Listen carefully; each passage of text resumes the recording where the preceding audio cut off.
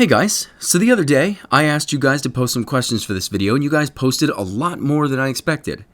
Unfortunately, I'm not going to be able to get to all of them even in this video because it'd just be too long, but there are a lot of questions that allow me to tell some stories that I haven't shared with you guys yet. So I'm going to save a few of those questions and I'll make them into their own video down the road. For now, let's get into some of your guys' inquiries.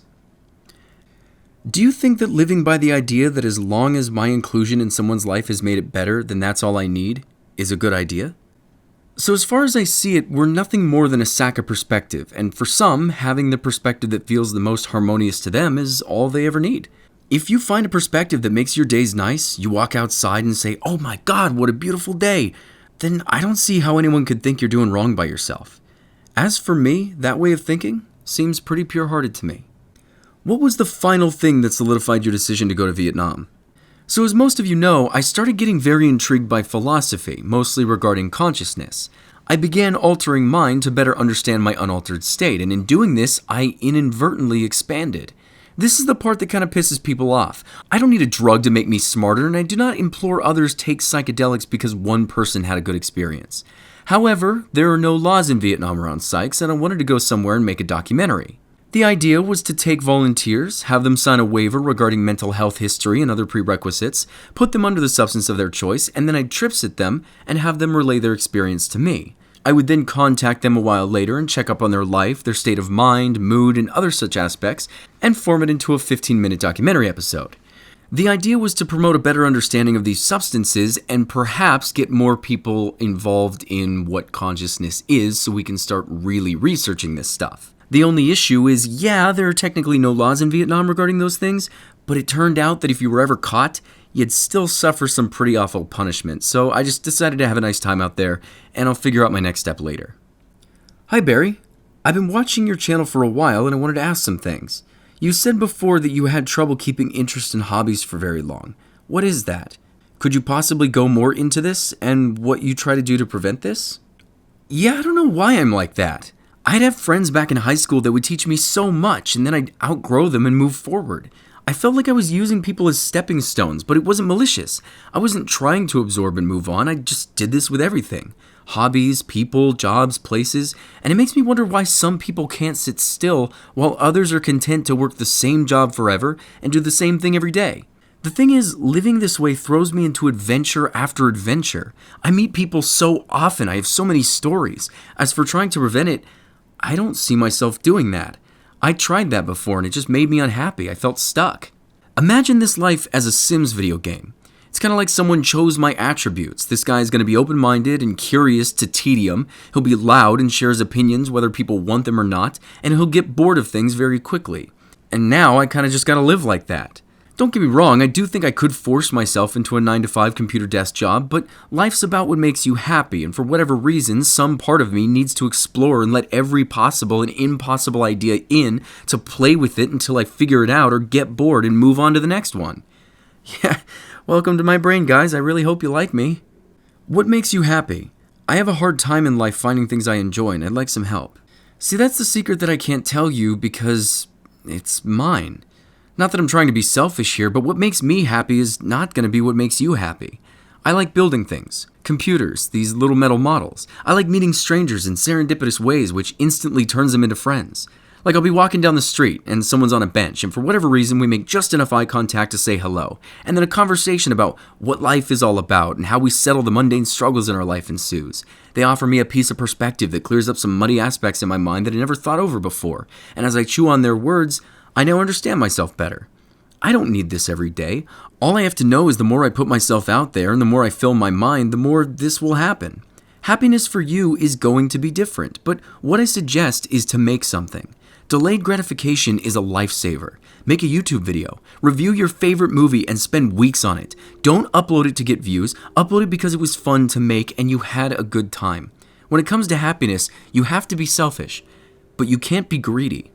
Hey Barry, how has being a YouTuber affected your life? This is a bit of a timeline. Initially, it made some of my friends jealous, and I ran through a couple struggles with that. There was always a lot of pressure to put videos out, which would spiral me into thoughts about money and work, and if I had enough motivation, I'd get lonely from keeping myself locked up all day, and I'd use Tinder just to motivate myself to go out and do something else. Not that being a YouTuber is a bad job at all. I believe I have on multiple occasions talked about how amazing it is to be able to do something like this, but it can bog you down, and knowing that as you go in can be pretty helpful, I think. If somehow YouTube stops being a reliable source of income for you, do you think you can go back to Falcon? I could go back to Falcon, but the only thing about that is I've done that. I'm not one of those guys who's afraid of going backwards or anything. If I didn't have an issue sitting still, then I'd go back and work there for the rest of my days. But I'm young, and I have a lot to experience, and I have quite a bit of experience under my belt, and I'd like to see more than the same things I've already seen. My next passion's out there somewhere, right? I'm not going to find it sitting still. Was there ever a YouTuber you used to watch or love but don't watch them or like them anymore? And if so, why? Also, who's your current favorite YouTuber? So I used to watch Markiplier, Review Tech USA, Jim Sterling, Leafy, but as time went on I did that absorb and move forward thing. Review Tech USA lasted longer than the rest, but lately I've been watching Alan Watts, Terrence McKenna, Joe Rogan. I've kind of moved away from video games and moved on to philosophy. It's probably going to get annoying if I say it enough, but after realizing how much was really going on inside my mind, I've dedicated a lot of time to learning about mind alteration and what all that entails, and I'll get into more of that as we get into more questions. As for my favorite YouTuber, I still watch JonTron, but I need new YouTube channels recommended to me, so pop those down in the comments if you have any suggestions. Do you want to go on the official podcast, or any podcast in general, or even make your own? I'd like to make my own. I have this idea for a podcast where a couple friends of mine and I live stream and chat, engage with the audience, and answer questions similar to this. The only thing is about where to post it. Should I make a new channel for it or pop it on here? BulletBarry's going through a bit of a strange change. I could leave it as a gem now, the tech channel, and start a new one, or embrace the change and take you all with me. It's kind of still to be decided, and I need your help on that. What was it like when you have a video reach 1 million+ views for the first time? How did you react? That seemed more important to others than it was to myself. It got a lot of companies interested in me, I'll tell you that much. I mean, I was happy, but it wasn't a celebration. Hey Barry, I wanted to ask you, what music would you recommend? I want to listen to more music. I have a Spotify playlist that I made and I'll share with you guys if you like. I'll pop it in the description of this video. I listen to all kinds of stuff. Barry, how'd you become so smart? I kind of look up to you in a sense of knowledge because you know the answer to everything. I wouldn't say I know the answer to everything by a long shot.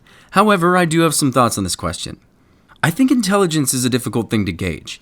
In academy, intelligence is decided based on score, which I think promotes this idea of right and wrong and smart and dumb when none of that really exists other than in the system that built it.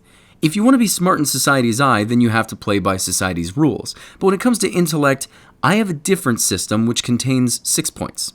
1.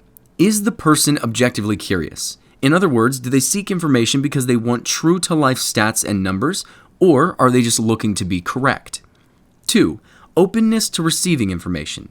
Is the person closed-minded when certain touchy topics are raised, or do they accept the statements and chew on them despite the origin of the information? 3 is utilization of the information. Is the person able to make use of their research? Are they able to explain to others and help those around them understand either with analogies, metaphors, or other teaching tools? The 4th one is self-awareness. This one's a little bit more difficult to gauge unless you know for a fact that someone around you is truly self-aware. Self-awareness is tricky because everyone thinks they've attained it without really knowing how deep they can go, which leads us to point 5, attachment to ego. Does the person seem to gather information to raise themselves? Are they using the information to belittle those around them and propagate themselves above their peers? And point 6 is emotional maturity. Really, maturity at all is important, but being able to understand your emotions while they're active is a challenge that many don't even realize that they can control. When the person has emotions, do they take a step back and try to figure out why the emotions are there and reflect on them? Or do they have an emotion and it takes them over? These are my steps, and for the last bit of your question, I'm happy to hear you look up to me, but don't ever forget that it's easy to have answers. Answers are nothing more than one perspective. Just because I have answers to your questions doesn't mean mine are the best for you. Use me as a stepping stone. Learn as much as you can from my mind and use it to strengthen yours and blow past me. One day I hope to grow from you as well. Hey Barry, I just wanted to ask, what motivates you to make your videos? I've been lacking motivation recently. Yeah, motivation is rough. Honestly, you just gotta force yourself to do things. I used to smoke weed and it would destroy any desire to do anything, so what I did was smoke the weed and force myself onto walks. When it would trap me in my head, I'd force myself back to present. Motivation is a touch learning how to control your mind, but also knowing that maybe you just enjoy going out with your friends and throwing a football back and forth for an hour or so. Just gotta get over that damn human laziness and get it done. Hey Barry, I'm usually very quiet, but just wanted to let you know I love your videos. Is there anything you regret not making the time to learn or do? Like spending too much time on something while neglecting to learn a skill. Yeah, I think about this. I've had a guitar by my bed for years and I've never touched it. I used to think about it a lot, but then I think of artists who are famous now and never touched the guitar until they were 30. I'm young, and I have a lot to do. And when I want to do it enough, I'll do it. I don't have to get it all done now. I have an entire life to learn everything I want, and if I miss out, then I miss out. And I don't think there's anything wrong with that. Barry, should I use you as a role model? I consider you a very smart and level-headed man, a good example of how to think through problems in life. Am I wrong to think this? I don't think I believe in right and wrong. If you're able to find peace and understanding simply by staring at a beehive all day, how could anyone tell you you're wrong? The only thing I suggest is, like I said above, go beyond me. I'm a guy who got some people into PC gaming, a guy who promotes open-mindedness, sure, but I'm not the end. I'm all the way at the beginning with you guys, fighting my way to figure all this out. I've made decisions and taken paths that I feel many would not follow, and I never asked them to. Use aspects of me as a base. You like the way I reply to things? Then take that. You find it beneficial to be open-minded? Take that. But I am making mistakes. I'm living with flaws, and I'll never figure all of that out. Don't forget me, please. But do move beyond me. If you're having a rough day, what will always, without fail, make you feel better? So I'm having a rough day. There are two things that I do. Initially, I'll sit with the thoughts. For example, I have a fear for some reason that a friend of mine is pissed at me, or my girlfriend's going to break up with me, or my dog might pass away soon. Just examples of worry. What I do is I sit with the thoughts and think them to death. So for example, let's say I have a feeling that a friend is pissed at me. I'd think of all the things I'd done to piss them off. Then I'd think about every possible conversation or argument that we could have. Then I think about it going overboard and we get into a fight and beat the hell out of each other, which would never happen with any of my friends, but I think about it anyway. Then I play around with all the stories I made. Eventually the fear and worry goes away. I've thought through every possible outcome and it's now boring to me. So then I think, okay, we fight and it's bad, so we go to jail. What's jail like? Do I meet anyone there who tells me about the people he's killed, or are there just other little wimpy angry kids scared of jail and getting their butts touched? The point here is that thoughts are just thoughts and they're supposed to be fun. It's imagination, is it not? So when imagination's being annoying and causing me stress, I just sit with it until it's gotten old, and I play around with it until it's dead, and then bam, no more sour feelings. If I just feel down for no reason, and I can't go into it, I'll just go over to a friend's house or go on a walk. You can't feel sad if you're just living, so clearing your mind and being in the moment as much as you possibly can is an insta-fix. Hi, I just wanted to ask, you've been more philosophical lately. Has that been a conscious change? How do you think that's going to change the shape of your channel? Yeah, no, that wasn't something I tried to do. Just a side effect of taking psychedelics. You look at things in a new way, and I feel lately like I really have a way of helping those around me. As for the shape of my channel, that's where you guys come in. I'd love to make videos like I am now, just kind of talking about whatever I want, but I don't want to alienate the people who came here for the tech. Just because Barry changed doesn't mean he can't start a new channel for those who want to see the new stuff, and then this channel has the tech that other people want. I just need your guys' help here if you can. Hey Barry, I've always wondered what is the most expensive thing that you broke while working at Falcon Northwest? So, I put a 7th gen Xeon CPU upside down on a motherboard somehow and destroyed the thing. I thought I'd be fired, but luckily for me, a couple hours later, someone else put a CPU upside down and ruined it.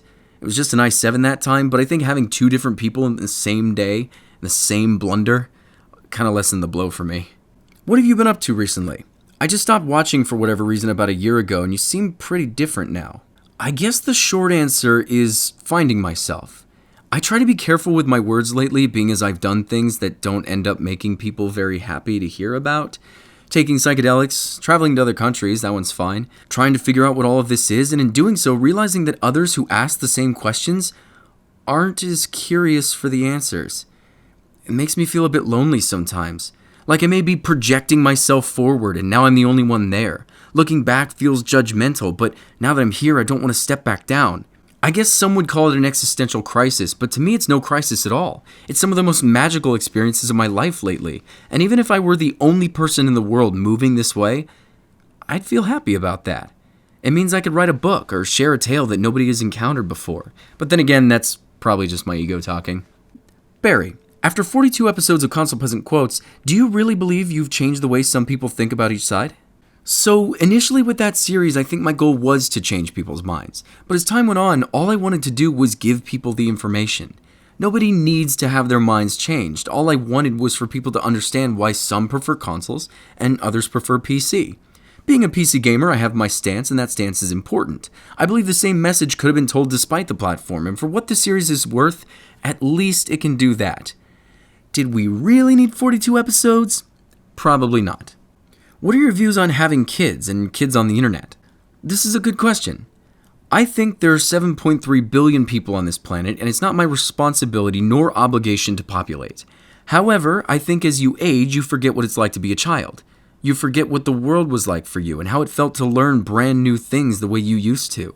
And getting to see that from your offspring has to be magical. Perhaps someday I will have a child so that I may experience that, so I can help a young life grow in this world and remember what it was like to do so.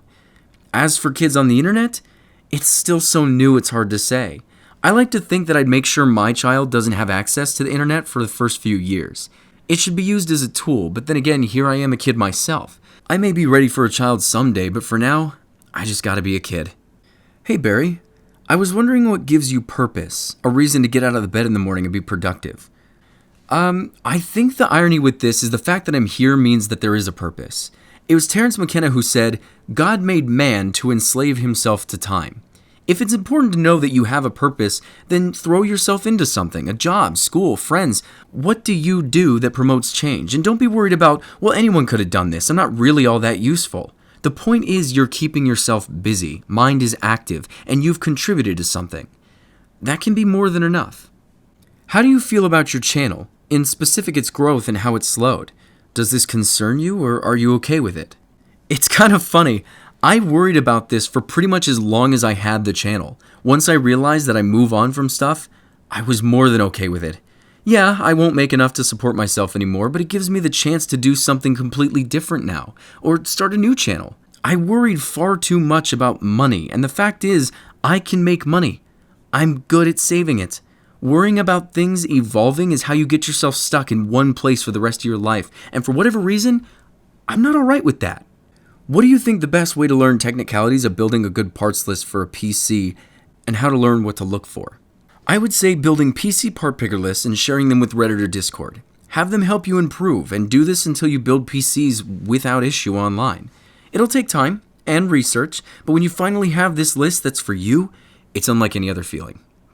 Hey Barry, what's your advice on trying to stay passionate on anything in general? YouTube, gaming, etc.? Yeah, don't.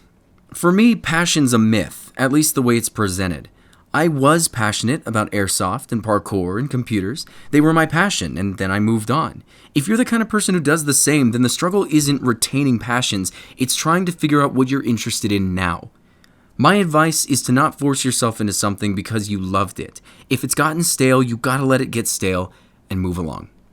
Everyone here is asking deep, meaningful questions, so I might as well hear your opinion about this. On the road to achieving your own dream, you have to crush another person's dream, meaning that if two people have the same dream, if one achieves it, then the other can't. Do you think this is true? I don't think it's true. Let's say you and I were on one of those extremely stupid TV talent shows. You're singing and I'm singing and it's down to you and me. Now you win and yay, that's great, and I'm bummed out, oh no, now I'll never be a singer. What? No, just go to some pubs and sing your heart out. What I think a lot of people mistake in terms of their talents is if they're not famous in their field, then they aren't successful. But if you're happy because you sing, then it's not going to matter where you do it and for how many people. The fact is, you're doing what you love. If you let someone else's success get in the way of yours, then you're only standing in your own way. What's your political alignment, i.e. left or right? Please excuse this answer. I'm aware that many are probably not going to like this, but I don't find it very beneficial to have a political alignment. Whenever I have a conversation with someone and they tell me about their political views, it kind of just feels like they're regurgitating crap that someone else on their side believes, which is fine, but I think people are too complex to align themselves. My thoughts on abortion may lean left, my thoughts on drugs may lean right, my thoughts on social structures beyond the confines of alignment, and I feel people who align themselves to one side or another aren't really being true to themselves. It feels, at least for America, the powers that be want us to pick a side, be divisive, so nothing ever has to change, so us little guys can be pissed at each other instead of actually taking action like we used to. If you want to ask me anything political, go for it. I'm not afraid of politics. I just think if the answers aren't coming from you, but instead what your side thinks, then I'm just not really interested enough in that conversation. What was your favorite part about living in Vietnam? Honestly, not having to deal with the American structure. The laws are limited there. The people are communist, yes, but they're free to do whatever they want. I would see some dude hang a mirror on the wall, pop down a chair in some random street, and then people would come by for a haircut. Life is simple, and money isn't what they worry about. They're just peaceful and kind out there, and I miss that a lot coming back. America's convenient, don't get me wrong, but I think that convenience causes a lot of mental health issues and gives us too much time to worry about nonsense. Would you recommend trying psychedelics? Okay. Imagine a tree with a rope swing. 2 feet from this rope swing is a 40-foot cliff. You're there with a group of friends and you decide to jump. In doing so, you're met with the air wrapping around you as you fall. You feel the rush of adrenaline as you let go of the rope and fly out over the water. You breathe in a couple times with intensity before you hit the water and embrace it as the waves engulf you and drag you under. It's a rush of fear and excitement as you swim back to the surface as quickly as you can. You get back to the top and another friend is afraid to go. So you push them in. They do not embrace the fall. They do not feel the full extent of the experience. The wind blows in their ears at a terrifying speed, and they do not come to terms with the rush of adrenaline as they hit the water and scramble back to the top for air. For you, this experience was exciting. Perhaps it filled you with feelings that you've never felt as strongly before, and you felt alive. The experience offered you something, but in your desire to share that with others, you hurt them. You removed the aspects of the experience that made it so great for you that the choice to jump was on you. Hopefully that answers that question. How do you deal with loneliness, Barry? So, loneliness can mean a lot of things. Sometimes it's really not having anyone around, and other times loneliness can be having many people around, but nobody that understands you. I'm sure you can probably imagine as I've altered my state of mind, I end up in parts of my brain that to this day I remember, I can quantify in my mind, but are un-Englishable. That can make things very tricky, especially when you live around a lot of closed-minded people who are not interested in hearing about psychoactive plants. The sad fact is there will always be aspects of you that nobody will ever understand. Nobody will ever be able to feel and see from your perspective, but you have to remember that this is how we've always lived since being human. What works best for me is developing a relationship with these aspects of myself that nobody will ever know. Being comfortable with myself has played a huge part for me in regards to loneliness. What's something that you really want to do but can't? Lesbian sex. Since you were a Jehovah's Witness, have you found a new religion or a new point of view? Or just not believe in anything at all? I don't think it's that simple for me. With my whole personality quirk of getting bored, I don't think I have the ability to hold on to anything. I was a J-dub for a bit, then I was an atheist and science-based. I guess now you'd still label me as an atheist, but I believe that if there is a God, it's most likely more complex than we could ever imagine. And trying to establish a depiction of God in a book would be like trying to write down what love feels like to every individual on the planet. It's too complex, and nobody's going to be able to have the same idea. This, however, is why I fill my head with ideas of afterlife, God, evolution, Big Bang, cell universe theory, simulation theory, giant consciousness. The idea that we have any idea what's going on is a bit egocentric. I guess what makes the most sense to me as of right now is that we're very small. I have no idea what's above us, but I don't think intellect stops at us. I mean, even on this planet, there are species of fungi with neurological connections similar to the ones in our brains, but the size of half a dozen gray whales. I don't think we have any idea what the hell consciousness is, and that's the great mystery that keeps me motivated. If in our lifetime immortality is somehow reached and made available, would you go for it? Immortality as in your conscious is transported to a computer once you die. A virtual world with other people who chose immortality. Like our world, but we have access to anything you want and you can access the internet anytime you want. Nope. I enjoyed that episode of Black Mirror, but I'm not comfortable with the concept. I'd be open to putting my consciousness in a robot so that at the end of history and heat death of the universe, I'd still die, but artificial eternity doesn't do it for me. I believe that if you don't die, you miss the point. What's your opinion on psychedelics after trying, like law-wise? So the funny thing about psychedelics is they dissolve boundaries. They make you realize that all of these social structures are thin veils over the real thing. Life should be free. Government should not be allowed to dictate. I don't believe in victimless crimes.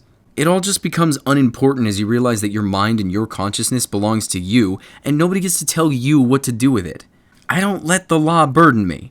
When I did, it just caused me stress, and I'm not interested in dealing with anxiety from someone else's idea of how society should function. What's your utopia?